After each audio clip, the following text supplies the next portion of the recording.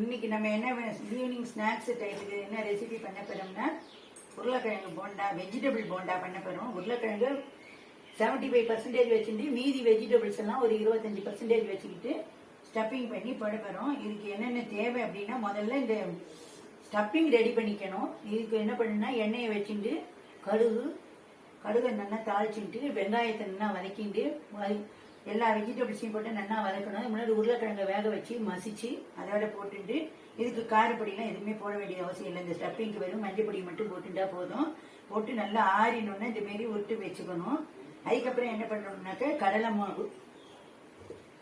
மாவு 3 பங்கு கடலை மாவு போட்டுக்கணும். நம்ம கையால 3 பங்கு கடலை மாவு, இல்லை ஒரு பாத்திரத்தால எதில் எடுக்கிற இடம் டவராவோ டம்ளரோ எடுத்துட்டா 3 பங்கு கடலை மாவு, 1 பங்கு அரிசி மாவு, தேவையான உப்பு, மிளகாத்தூள் நிறைய போடணுங்கிற அவசியம் கிடையாது. மாவுக்கு தகுந்தப்பல ஒரு 1/2 ஸ்பூன்லேருந்து 1 ஸ்பூன் வரைக்கும் போட்டுட்டா போதும். பெருங்காய தண்ணி விட்டுக்கணும், அவ்வளவுதான். இப்போ எண்ணெயை காய வச்சுட்டு மாவு ரெடி பண்ணி வச்சாச்சு. இப்போ இதை எடுத்து ஸ்டெப்பிங் போட்டு நான் ரெடி பண்ண போகிறேன். இந்த மாதிரி போட்டு இதான் மாவுடைய கன்சிஸ்டன்சி. இந்த பதத்துக்கு நம்ம போடணும்.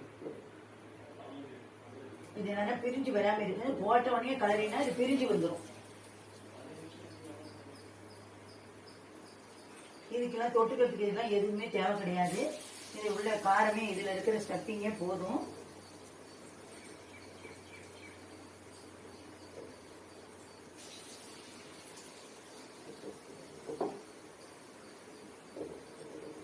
நல்லா எண்ணெய் முழுகிற அளவுக்கு இதுல எண்ணெய் வைக்கணும். இது சில தொட்டுக்கிறதுக்கு தேங்காய் சட்னி பண்ணலாம். இது ஒண்ணுமே இல்லைனாலும் இது அப்படியே சாப்பிடலாம். இது இந்த மாரி எல்லா வெஜிடபிள்ஸும் போட்டு பண்ணினா இது பேர் வெஜிடபிள் போண்டான்னு சொல்றது. ஒரு வெஜிடபிளும் போடாம வெறும் வெங்காயம், உருளைக்கிழங்கு அந்த மாரி ஸ்டப்பிங்க்கு பண்ணினோம்னா அது ஒரு உருளைக்கிழங்கு போண்டாம்பாது.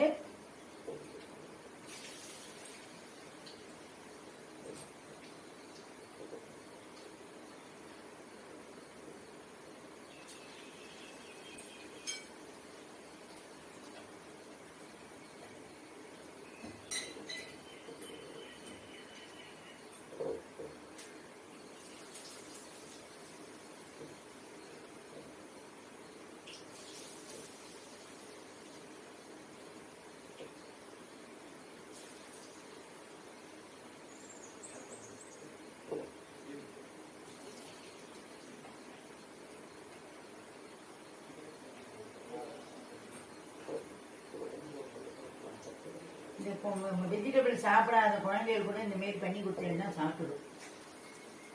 ஏன்னா உள்ளுக்குள்ள வெஜிடபிள்ஸ் இருக்குது. வெஜிடபிள் எந்த வெஜிடபிள் பிடிக்காது, அது இது அப்படிங்கிறவ எல்லாம் குழந்தை